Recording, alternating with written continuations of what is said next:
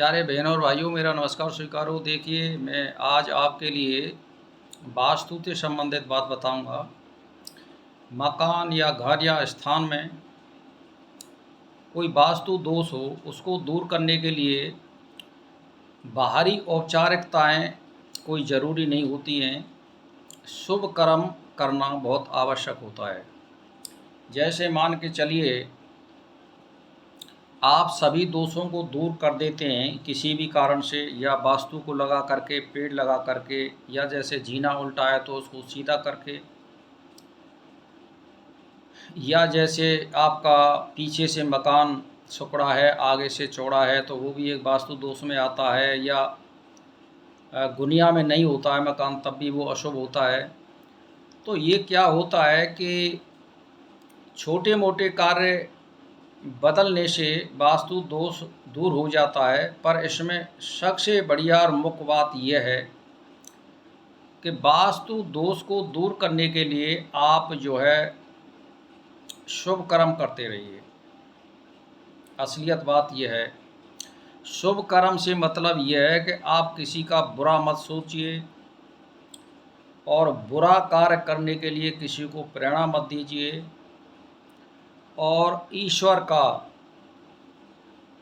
जो जिसको मानता हो वो स्मरण और ध्यान और कीर्तन करता रहे, और नियम से सुबह और सायं अपने घर में धूप दीप अगरबत्ती या परमात्मा का ध्यान चिंतन जिस प्रकार से तुम करते हो, एक नियम में बांधिए, एक समय पर करिए। और किसी आत्मा को शांति देने के लिए किसी पुस्तक का, जो धार्मिक पुस्तक हो, 4 वेद हों, 6 शास्त्र हों, उपनिषद हों, महारामायण हो, गीता हो, ये सनातन धर्म की पुस्तक हैं। मैं तो इन्हीं के बारे में कह सकता हूँ और किसी धर्म के बारे में नहीं कह सकता हूँ। या वशिष्ठ हो, इनका अध्ययन करें। और या कोई आपके पास में साधु संत या सज्जन रहता हो, उसकी संगत करें। और बीच के 8 बजे के बाद में और 5 बजे के बीच में अपनी दैनिक क्रिया को करें। दैनिक क्रिया में आप ऐसे कोई कर्म मत करिए जो दूसरे को दुखदाई हो या दूसरे को कोई नुकसान दे हो। प्रकृति से संबंधित बात यह है कि आप हरे पेड़ों को मत काटिए। अगर कोई पेड़ वास्तव में ही काटना है, बहुत ज़रूरी है, तो वो एक बात अलग होती है, उसको परमात्मा भी जानता है। तो इन हरे पेड़ों को बिल्कुल बेमतलब ना काटें अपने लाभ के लिए। मैंने ये देखा है कि हज़ार 2-2 हज़ार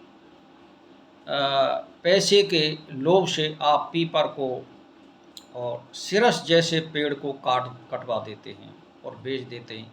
और मैंने ये अनुभव भी किया है, उनको 1 या 1.5 साल के अंदर में उससे चौगुनी हानि हो जाती है।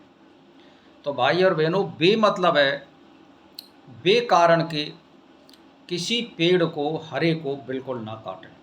आंधी में गिर जाए या बरसात से जड़ कट जाए और वो गिर जाए, या कोई बहुत आवश्यक हो कि भाई ये तो नुकसानदेह है और हमें निकालना ही ज़रूरी है, तो एक बात अलग है। तो ये वास्तु दोष में आते हैं। पक्षियों की रक्षा हेतु चोगा घेरिए, और मछलियों को चोगा घेरिए, गाय सेवा करिए, कुत्ता सेवा करिए, और पक्षी सेवा मैंने आपको बता दिए, चोगा घेरिए। चींटियों को चोगा घेरिए।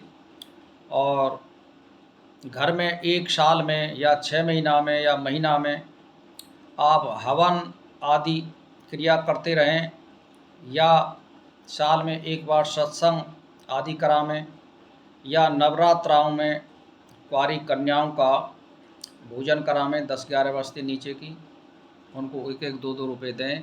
और विद्वानों को भोजन करावें। महात्मा साधु संत जितने भी हों, जो विद्वान हो, उनको भोजन करावें। और 1-2 रुपये 5 रुपये जो आपको बस की हो उनको विदाई दें। तो ये शुभ कर्म में आते हैं सभी। मेरा कहने का मतलब ये है कि शुभ कर्म करने से वास्तु दोष स्वतः ही दूर हो जाते हैं। एक नियम बनाइए कि सुबह से लेकर के शाम तक की हमें दैनिक क्रिया क्या करनी चाहिए।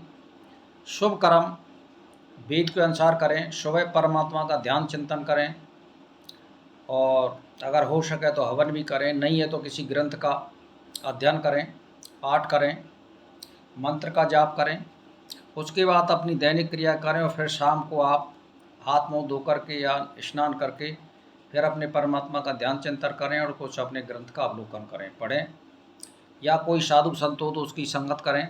बीच में अपने दैनिक कार्य को करें, लेकिन अपने कार्य वो करें जो किसी दूसरे को नुकसानदेह ना हो। और कभी भी गलत संगत नहीं करें, व्यसनों में ना पड़ें और नशेबाजी ना करें। तो वास्तु दोष स्वतः ही खत्म हो जाता है घर का, और आपको कोई आडंबर करने की ज़रूरत नहीं है। अशुभ कर्म करने पर आपके घर में कोई भी वास्तु दोष नहीं है और अशुभ कर्म करेंगे तो वो दोष अपने आप ही आ जाएंगे आपके मकान में और आपका सब उल्टा होने लग जाएगा। तो भाई और बहनों, मेरा मतलब ये है कि सबके अच्छे दिन आते हैं और सबके बुरे दिन आते हैं, ये एक प्रकृति का नियम है। लेकिन आप शुभ कर्म करते रहिए, परमात्मा जो भी कुछ देगा उसको प्रसाद के रूप में सहर्ष स्वीकार करिए। वास्तु दोष परमात्मा अपने आप स्वतः खत्म कर देगा, बशर्ते आप कोई भी आपके मकान में वास्तु दोष नहीं है और फिर अशुभ कर्म कर रहे हैं आप। जैसे मान के चलिए दारू पी रहे हैं, नशेबाजी कर रहे हैं, चोरी लफंगेबाजी कर रहे हैं, किसी बहन बेटी को तक रहे हैं, तो ये सारे जुआ सट्टा खेल रहे हैं। तो अशुभ कर्म करने पर अपने आप ही वास्तु दोष घर में आ जाते हैं। इसीलिए शुभ कर्म करें, वास्तु दोष स्वतः ही खत्म हो जाएगा। बस इसी के साथ मेरा नमस्कार स्वीकार हो।